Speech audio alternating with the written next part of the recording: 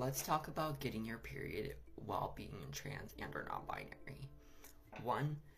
Not every trans and or non-binary person you meet will be comfortable discussing this topic with you, and that is totally okay.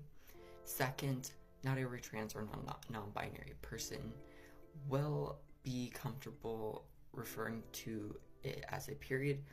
within their own experience to it. For some trans or non-binary people, they may have a very dysphoric association to that word and experiencing it and calling it a period, and or there may be people in their life who had or do use that word as a weapon to invalidate their own gender experience.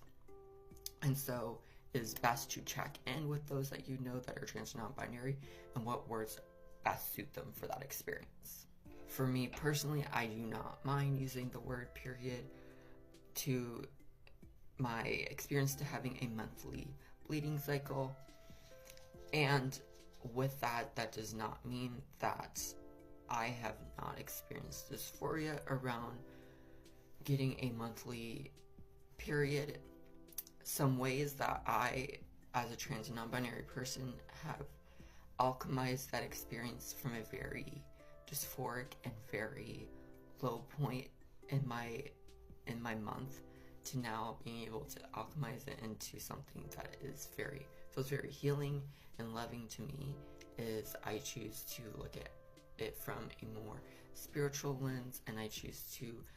bring my monthly cycle into my spiritual practices. And some of the ways that I do this is I will take my blood from my cycle and dilute it into water, and then use that to water and nourish my plants as an offering from sort of my roots to theirs. Another way that I choose to alchemize it from a very dysphoric experience for me to something that feels more healing and right for me is I will take a bath and add salts and herbs and use it as a way to allow the waters to nourish my body as my body is shedding what is no longer needed. I also do take my time during my cycle to make a point to really intentionally